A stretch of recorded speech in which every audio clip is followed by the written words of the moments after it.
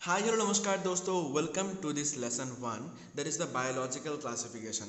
হ্যাঁ, এই লেসন 1 এ আমরা আজকে ডিসকাস করব ইন্ট্রোডাকশন আর 5 kingdom classification system. So without wasting our time let's get started. In the dawn of civilization, many attempts of classification has done. It was done instinctively, not using scientific criteria, but born out of a need to use organisms for our own use, food, shelter and clothing.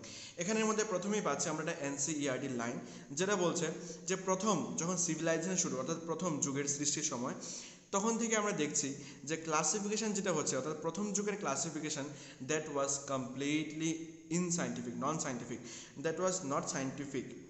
এবং তখনের যুগের মানুষরা তখনের যুগে মানুষরা নিজের চারপাশের অর্গানিজমসগুলোকে, চারপাশের গাছ উদ্ভিদ এগুলোকে নিজের স্বার্থে, নিজের সুবিধার মতন করে সেগুলোকে ক্লাসিফাই করত, নিজের ফুড শেল্টার ক্লদিংয়ের উপর ভিত্তি করে সেগুলোকে ক্লাসিফাই করত। তো অবশ্যই প্রশ্ন আসে, সবচেয়ে প্রথম যিনি scientific basis for the classification প্রবর্তন করেন তিনি হচ্ছেন Aristotle, the father of biology. যাকে বলা হয় father of biology, Aristotle was the earliest to attempt a more scientific basis for the classification. He used a simple morphological characteristics to classification of the plants into trees, shrubs and herbs. তিনি plants কিংডমকে classify করার জন্য বা তার মূল basis, the main criteria for the classification was simple morphological characteristics, অর্থাৎ বাহ্যিক বৈশিষ্ট্য, plant গাছপালার বাহ্যিক বৈশিষ্ট্যের উপর ভিত্তি করে তিনি ক্লাসিফাই করেছেন। He also divided animals into two groups, those which had red blood cells and those that do not have red blood cells. Most important, তিনি রেড ব্লাড সেলের উপস্থিতি এবং অনুপস্থিতি, অর্থাৎ লোহিত রক্তকণিকা আরবিসি এর উপস্থিতি বা অনুপস্থিতির উপর ভিত্তি করে তিনি প্রাণীজগৎকে দুটা ভাগে ভাগ করেছে। এখানে ইম্পর্টেন্ট, এখান থেকে এই লাইন থেকে একটা কোয়েশ্চেন ফর্ম হতে পারে, যেরকম ট্রু ফলস টাইপ কোয়েশ্চেন দিতে পারে, অন্য তিনটা ভুল অপশনের সাথে একটা শুদ্ধ অপশন দিয়ে দিতে পারে যে Aristotle have proposed the classification on the basis of red blood cells, those which have red blood cells and those which don't have red blood cells. So তো সেখানে আমাদেরকে এই জিনিসটা মনে রাখতে হবে। বা এইরকম কোয়েশ্চেন আসতে পারে যে who have proposed the earliest classification of dividing the animal kingdom on the basis of presence of red blood cells and the absence of the red blood cells. তো সেখানে আনসার হবে Aristotle. So now let me go to the next slide. তারপরে আসছে Linnaeus, বিজ্ঞানী Carolus Linnaeus, a time of two kingdom classification system. তিনি করলেন কি, এসে তিনি সমগ্র জীবজগৎকে দুটো কিংডমে ডিভাইড করলেন, একটা হচ্ছে প্লান্টি আর একটা হচ্ছে Animalia kingdom, kingdom Plantae and the kingdom থেকে Animalia. Okay, this system did not distinguish between the eukaryote and prokaryotes, unicellular and multicellular organisms and photosynthetic and non photosynthetic organisms. হ্যাঁ, লিনিয়াসের এই যে টু কিংডম ক্লাসিফিকেশনটা ছিল সেটার কিছু ত্রুটি, সেটার কিছু ড্রব্যাক ছিল, যে এই ক্লাসিফিকেশন সিস্টেম ইউক্যারিওটস এবং প্রোক্যারিওটের মধ্যে কোনো পার্থক্য করে না, এককোষী এবং বহুকোষীর মধ্যে কোনো পার্থক্য করে না, ফটোসিনথেটিক এবং নন ফটোসিনথেটিকের মধ্যে তারা কোনো পার্থক্য দেখায় না। ওকে, এবং তখনের যুগে দেখা যায় যে এমন অনেক জীব আবিষ্কৃত হয়েছিল, a large number of organisms had identified that do not fall into either category. তাদেরকে আমরা না উদ্ভিদ জগতের আন্ডারে আমরা তাদেরকে ক্লাসিফাই করতে পারছি, না তাদেরকে আমরা অ্যানিম্যাল কিংডমের আন্ডারে তাদেরকে ক্লাসিফাই করতে পারছি। তো অবশ্যই সেখানে নতুনভাবে নতুন ক্লাসিফিকেশন সিস্টেমের প্রয়োজন বোধ হলো। যাই হোক, besides gross morphology, a need was also felt for including other characteristics like cell structure, nature of the wall, mode of nutrition, habitat, method of the reproduction and evolutionary relationship. অর্থাৎ morphological ক্যারেক্টারিস্টিক্সগুলো থেকে ছাড়াও সেখানে অন্যান্য character, যেমন কোষের গঠন, sell structure, nature of the cell wall অর্থাৎ কোষ প্রাচীরের গঠন, তাদের মুড অফ দ্য নিউট্রিশন অর্থাৎ তারা স্বভোজী না পরভোজী, তাদের হ্যাবিটেট বাসস্থান, method of the reproduction and evolutionary relationship, এই নতুন ধরনের কিছু ক্রাইটেরিয়াকে আমাদের ইনক্লুড করে আমরা চলে আসি আমাদের পরবর্তী ক্লাসিফিকেশন, সেটা হচ্ছে 5 কিংডম ক্লাসিফিকেশন, যেখানের মধ্যে এই ক্রাইটেরিয়াগুলোকে ইনক্লুড করা হয়েছে। মনে রাখতে হবে R.H. Whitaker who have proposed the 5 kingdom classification system. The kingdoms defined by him were named Monera, Protista, Fungi, Plantae and Animalia. ভালোভাবে মনে রাখো, Monera, Protista, Fungi, Plantae and Animalia. This are the 5 kingdom classification. এখন what are the basis, কি বৈশিষ্ট্যের উপর ভিত্তি করে এই 5 কিংডম ক্লাসিফিকেশন প্রবর্তিত হয়? মূল বৈশিষ্ট্যগুলো হচ্ছে the main criteria for the classification was the cell structure অর্থাৎ কোষের গঠন, body organisation, mode of nutrition, reproduction and phylogenetic relationship.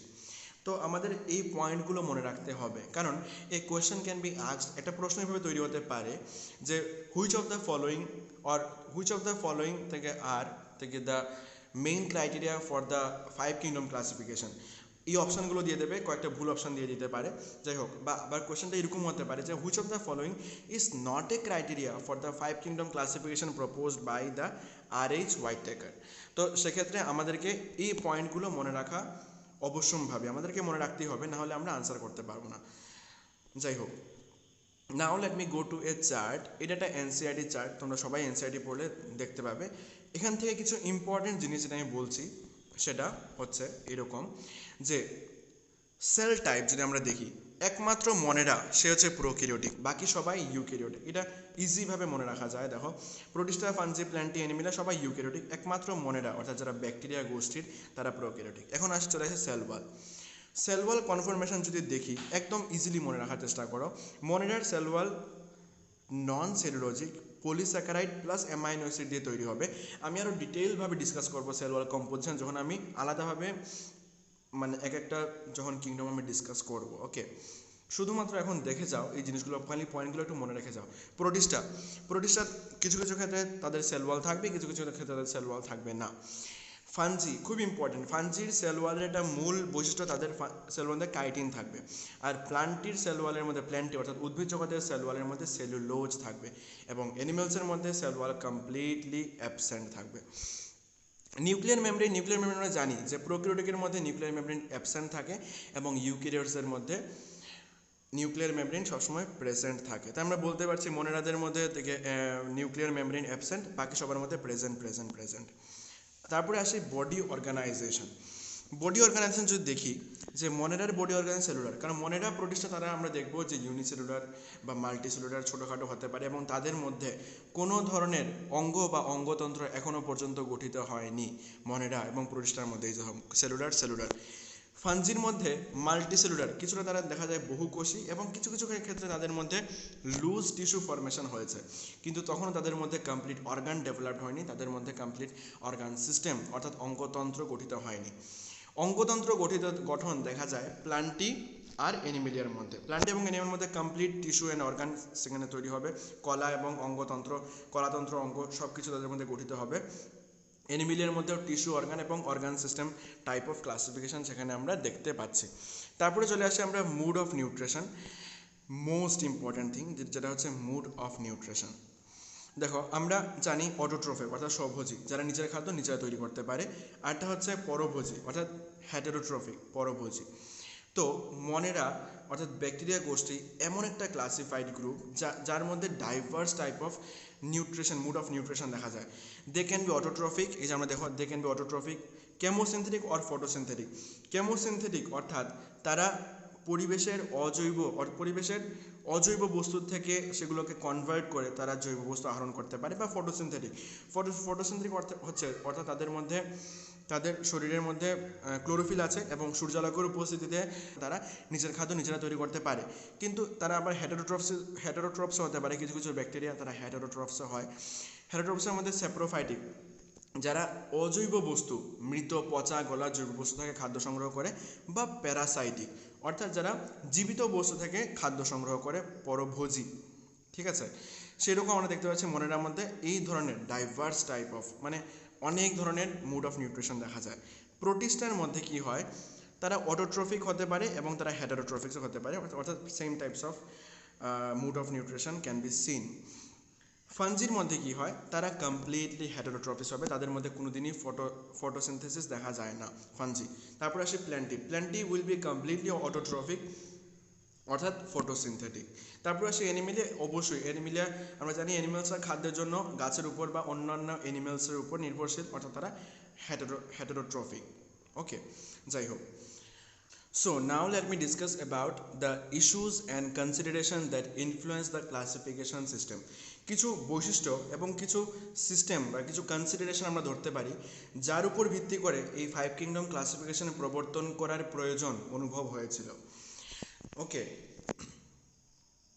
at first earlier classification system অর্থাৎ সেই যে two kingdom classification system includes bacteria, blue-green algae, fungi, mosses, ferns, gymnosperm and the angiosperms under the plant kingdom. তখনের যুগে the characters that unified this whole kingdom was that all these organisms included have their cell wall. শুধুমাত্র cell wall আছে দেখে তাদেরকে সবাইকে একসাথে plant কিংডমের আন্ডারে অন্তর্ভুক্ত করা হয়েছিল, কিন্তু it brought together the prokaryotic bacteria and the blue-green algae, that is the eukaryotic. blue-green algae এটা ইউক্যারিওটিক কিন্তু ব্যাকটেরিয়াস আর প্রোক্যারিওটিক, তাদেরকে সবাইকে একসাথে একই কিংডমের আন্ডারে অন্তর্ভুক্ত করা হয়েছিল। অর্থাৎ সেক্ষেত্রে কনফরমেশন অফ দ্য সেল অর্থাৎ সেল অর্গানাইজেশনকে তারা ক্রাইটেরিয়া হিসেবে নেয়নি in the case of two kingdom classification system as well. The classification did not differentiate between the heterotrophic group, that is fungi, and the autotrophic group, that is green plant. Though they also showed a characteristic difference in their wall composition. The fungi have chitin আর cellulosic cell wall থাকে প্লান্টের মধ্যে। আসলে কি হয়, same ওয়েতে fungi আর প্লান্টের মধ্যেও কোনো ডিফারেন্স ছিল না, কারণ ফানজি আর অটোট্রফিক গ্রিন প্লান্টকে একই কিংডমের আন্ডারে অন্তর্ভুক্ত করা হয়েছিল। যেখানে আমরা দেখি যে ফানজি আসলে হেটারোট্রফিক, ওরা নিজেদের খাদ্য নিজে তৈরি করতে পারে না, কিন্তু গ্রিন প্লান্টসরা অটোট্রফিক। আরেকটা ডিফারেন্সিয়েটিং পয়েন্ট হচ্ছে যে ফানজির সেল ওয়ালের মধ্যে কাইটিন পাওয়া যায় ফানজির কোষ প্রাচীরের মধ্যে, কিন্তু গ্রিন প্লান্টের সেল ওয়ালের মধ্যে সেলুলোজ থাকে। তো এগুলো this are the some differentiating point that we must should remember. Okay, now let me go to the next slide. When such characteristics was considered, the fungi were placed in separate kingdom fungi. এখন যখন আমরা এই ধরনের নতুন criteria যখন আমরা include করলাম ক্লাসিফিকেশনের ক্ষেত্রে, তখন আমরা দেখলাম যে আমরা ফানজিকে আলাদা সেপারেট একটা ক্লাসিফিকেশনে রাখলাম kingdom fungi. All prokaryotic organism, সব ধরনের প্রোক্যারিওটিক ইউনিসেলুলার অর্গানিজমকে আমরা একত্রিত করে তাদেরকে বললাম কিংডম মনেরা, তাদেরকে কিংডম মনেরাতে ইনক্লুড করলাম। All the unicellular eukaryotic organisms, তাদেরকে একসাথে করে করলাম kingdom Protista. Kingdom Protista has brought together Chlamydomonas, Chlorella and Paramecium and amoeba into the same category. দেখো, Chlamydomonas and Chlorella earlier placed in the algae within the plant and both having cell wall. আসলে Chlamydomonas এবং chlorella হচ্ছে তাদেরকে algae হিসাবে তাদেরকে ধরে তাদেরকে plant কিংডমের অন্তর্ভুক্ত করা হয়েছিল আগে, কারণ তারা নিজেদের খাদ্য নিজেরা তৈরি করতে পারে, সেই হিসেবে তাদেরকে প্লান্ট কিংডমের অন্তর্ভুক্ত করা হয়েছিল। কিন্তু পরবর্তী সময় যখন ক্রাইটেরিয়া ইনক্লুডেড হলো থেকে যে ইউনিসেলুলার প্রোক্যারিওটিক, তখন তাদের ইউনিসেলুলার প্রোক্যারিওটিক হিসাবে আলাদা কিংডম প্রোটিস্টার আন্ডারে অন্তর্ভুক্ত করা হলো। সেমভাবে প্যারামোসিয়াম এবং এমিবাকেও আর্লিয়ার মানে আগে তাদেরকে অ্যানিম্যাল কিংডমের আন্ডারে অন্তর্ভুক্ত করা হয়েছিল, কারণ তাদের মধ্যে সেল ওয়াল থাকে না। কিন্তু পরবর্তী সময়ে দেখা গেল যে তারা ইউনিসেলুলার প্রোক্যারিওটিক অর্গানিজম, তাই তাদেরকে প্রোটিস্টার আন্ডারে অন্তর্ভুক্ত করা হলো। তাই আমরা দেখলাম গিয়ে কি যে ক্লামাইডোমোনাস, ক্লোরেল্লা, প্যারামোসিয়াম, এমিবা তারা সবাই আলটিমেটলি সাইন্টিফিক্যালি তারা একই ক্লাসের অন্তর্ভুক্ত, যেটা হচ্ছে kingdom Protista. It has put together the organism which is earlier classified were placed in different kingdoms, যেগুলো আগে ডিফারেন্ট কিংডমে ছিল কিন্তু এখন তারা একই কিংডমে চলে এলো। এই ধরনের ঘটা স্টার্ট হয়ে গেল ফাইভ কিংডম ক্লাসিফিকেশন সিস্টেমে। অবশ্যই যখন ক্রাইটেরিয়া চেঞ্জ হবে, যখন criteria for the classification characteristics the consideration of the classification যখন চেঞ্জ হতে থাকবে, তখন সাথে সাথে নতুন ধরনের ক্লাসিফিকেশন তৈরি হবে এবং নাম্বার অফ ক্লাসিফিকেশন বাড়বে এবং আমরা বিভিন্নভাবে আরও সেখানে পারমুটেশন কম্বিনেশন সেখানে চলতে থাকবে। This happened because the criteria of the classification has changed. Criteria of the classification change হচ্ছে দেখি এই ধরনের নতুন ধরনের ক্লাসিফিকেশন এবং নতুন ধরনের রিঅ্যারেঞ্জমেন্ট তৈরি হচ্ছে। তো যাই হোক, এখানে আমাদের লেসন 1 কমপ্লিট হলো। তো নেক্সট লেসন 2তে আমি ডিসকাস করব kingdom Monera. So thank you so much for watching this video. চলো দেখা হচ্ছে আবার নেক্সট ভিডিওতে।